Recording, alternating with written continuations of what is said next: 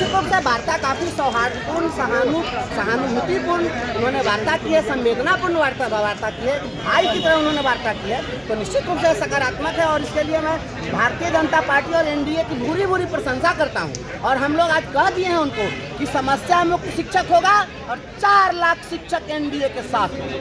यह हमने नारा लगा दिया है और कहा है कि हमारी आपसे कोई दुश्मनी नहीं है, देते भी हैं आप। और आपको कारण यही है कि आप जिस प्रकार से बच्चा को दूध थोपी मार दीजिए और मिठाई खिलाइए, वो बच्चा आपका ऑब्लिगेशन नहीं मानता है, उसी प्रकार से प्रताड़ित भी करते हैं। तो प्रताड़ना का जो दौर है और विभाग में जो एक मोगेम्बो आ गया है कि मोगेम्बो का मोगेम्बो गिरी बंद करिए, अब वो सब कोई जान रहा है कौन है मोगेम्बो।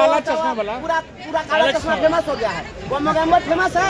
और मोगेम्बो के खिलाफ हमने चार्जशीट फाइल किया है कि जितने भी आज तक के कुछ काम है और कुछ कारनामे हैं। काम कम है और कारनामे बहुत है। कारनामों को किस पे फाइल किए? मोगेम्बो पर हमने चार्जशीट फाइल किया है, सबको पता है। बीजेपी को दिया है। आज बातचीत हुआ, बातचीत में सारी मांगों में बातचीत हुई है, सभी मुद्दों पर बात हुई है। और वो अब चूंकि इसके पहले उन्होंने कुछ जो आप लोग कह रहे थे स्थानांतरण का बात था, उस पे क्या हुआ? स्थानांतरण का मतलब उन्होंने स्वयं कहा है, अपनी ओर से उन्होंने कहा है कि यह आपका संवैधानिक अधिकार है। उन्होंने खुद कहा है जब तक ऐसी व्यवस्था ही नहीं थी तो निश्चित रूप से लोगों का परिवार उजाड़ने से क्या होगा।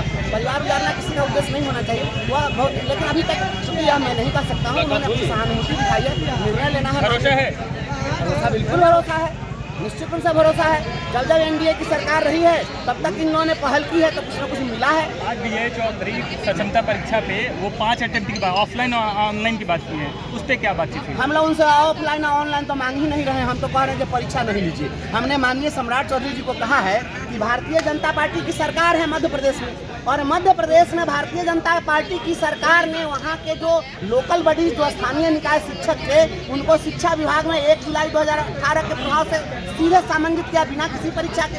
तो आपकी एक जगह सरकार अगर बिना परीक्षा के सामंजित करती है तो दूसरी जगह आप ही की सरकार परीक्षा क्यों लेगी? और यह परीक्षा कैसे मान ले कि अंतिम परीक्षा हो जाएगी? अभी तक दक्षता परीक्षा, पात्रता परीक्षा, डीएलएड परीक्षा, बीएड परीक्षा, दिस परीक्षा, दैट परीक्षा, अग्नि परीक्षा, वायु परीक्षा, जल परीक्षा, कितनी परीक्षा ये? और दक्षता परीक्षा का मतलब होता है, दक्ष का मतलब क्या होता है? Highly expert.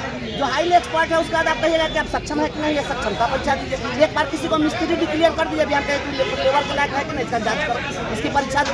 यह बिल्कुल गलत बात है। तो शिक्षकों के डिग्निटी पर हमला है। जो 58 साल की उम्र में हो गया, 59 साल की उम्र में हो गया, ऊपर से क्षमता परीक्षा देगा।